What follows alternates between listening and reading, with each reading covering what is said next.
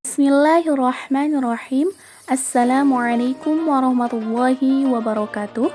Perkenalkan, nama saya Nur Siti Nuroniah.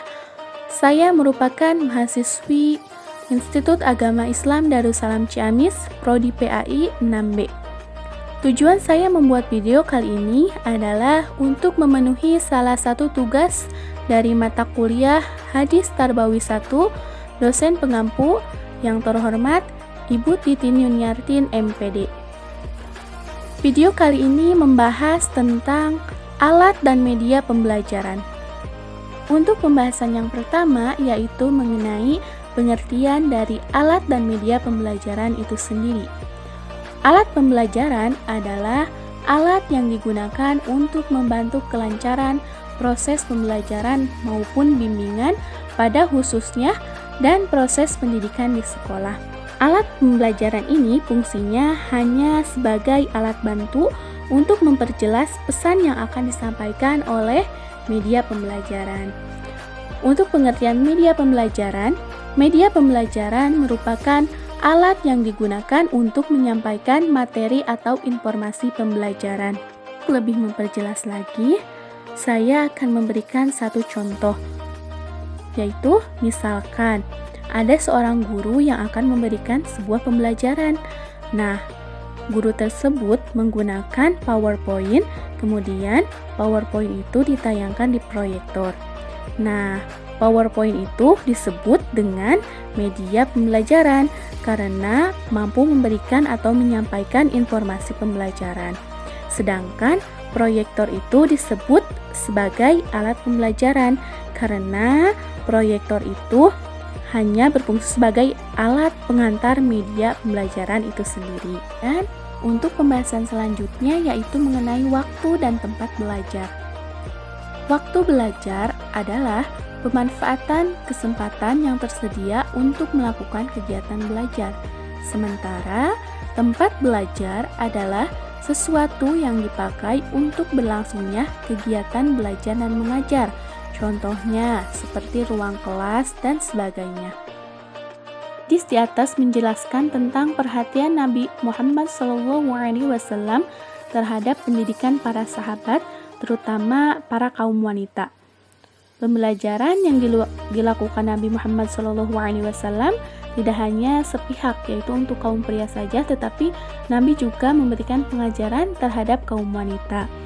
Dalam hadis di atas juga dijelaskan pula, jika kita ingin melakukan sebuah proses pembelajaran antara guru dan murid, tentunya terlebih dahulu kita menentukan waktu dan tempat pelaksanaannya. Dalam hadis di atas, permintaan kaum wanita Nabilah yang menentukan hari apa untuk belajar, dan ini merupakan etika murid yang baik terhadap guru yang mempersilahkan guru untuk menentukan dan murid tidak mendahului guru. Namun, Nabi Muhammad SAW merupakan seseorang yang demokratis. Beliau tidak menentukan waktu semena-mena ataupun secara sepihak, melainkan disepakati bersama. Nabi juga mempersilahkan kepada mereka menentukan hari dan tempat yang memungkinkan bagi kedua belah pihak untuk bertemu dan melaksanakan pembelajaran. Kemudian, mereka berkumpul pada waktu yang telah ditentukan bersama, dan Nabi pun hadir di tempat itu untuk mengajarkan apa yang telah diajarkan Allah Subhanahu wa Ta'ala, terutama tentang masalah-masalah yang mereka hadapi dan hukum-hukum yang diperlukannya. Kita tarik kesimpulan bahwa waktu dan tempat belajar yang paling baik menurut hadis di atas adalah sesuai kesepakatan bersama, yaitu antara guru dan murid.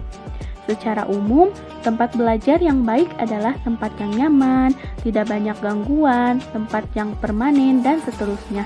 Demikian pula juga pada prinsipnya waktu belajar yang baik adalah tidak pada waktu tidur, tidak waktu istirahat, dan tidak pada saat yang melelahkan. Adapun waktu belajar secara individual yang baik menurut Al-Jarnuji yaitu mengatakan bahwa waktu mengulang pelajaran yang baik adalah awal malam dan akhir malam, yaitu antara maghrib dan isya dan waktu sahur, yakni sebelum subuh.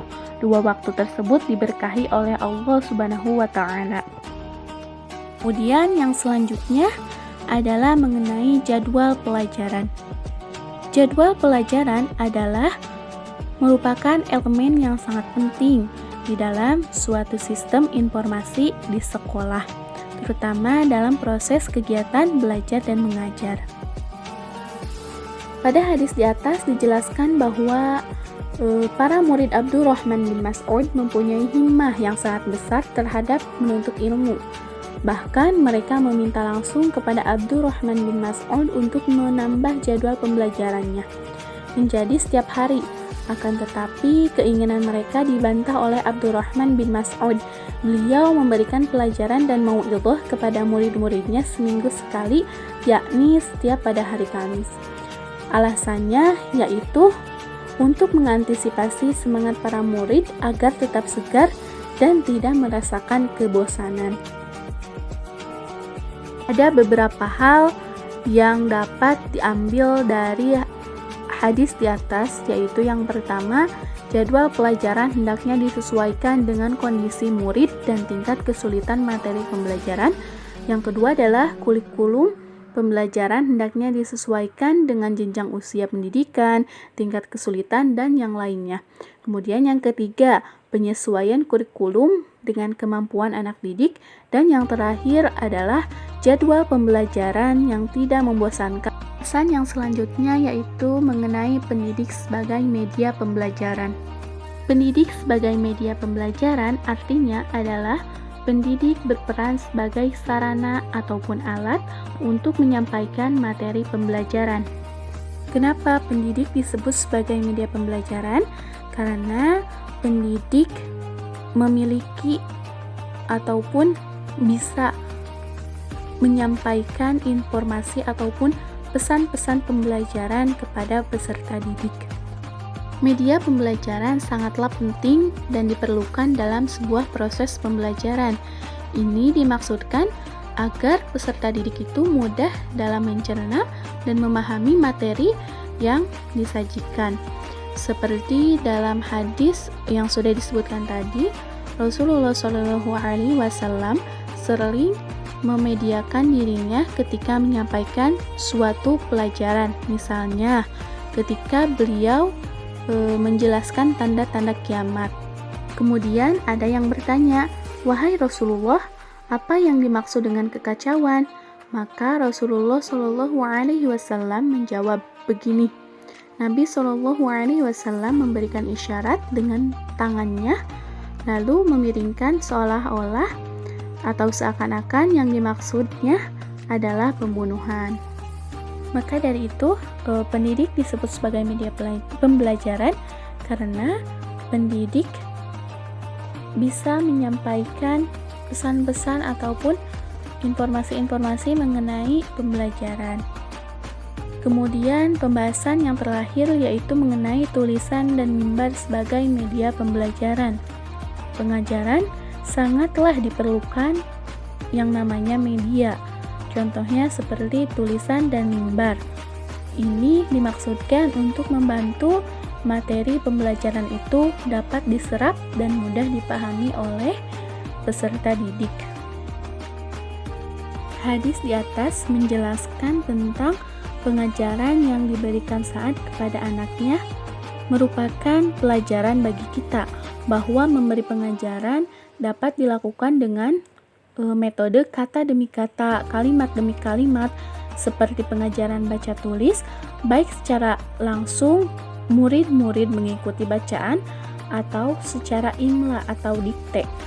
Metode pertama yang dilakukan yaitu guru menulis di papan tulis, kemudian murid-murid menulis kata demi kata, kalimat demi kalimat ataupun melakukan metode dikte, yaitu guru membacakan kata demi kata ataupun kalimat demi kalimat, kemudian murid menuliskan apa yang dibacakan oleh guru. Dari hadis di atas dapat ditarik kesimpulan bahwa yang dimaksud dengan mimbar adalah tempat belajar Nabi dalam menyampaikan pelajaran, baik melalui ceramah-ceramah beliau ataupun praktek pengamalan agama seperti peragaan sholat. Dalam dunia pendidikan sekarang, memang tidak ada mimbar di dalam kelas. Namun, pada prinsipnya sama, yakni ada tempat duduk guru pada posisi yang mudah terlihat, mudah didengar suaranya. Dengan begitu, pelajaran mudah dipahami karena dengan melihat dan mendengar guru sekaligus. Alhamdulillah, mungkin ini saja yang bisa saya sampaikan. Terima kasih atas perhatiannya. Kurang lebihnya mohon maaf. Hasbunallah wa ni'mal wakil. Wassalamualaikum warahmatullahi wabarakatuh.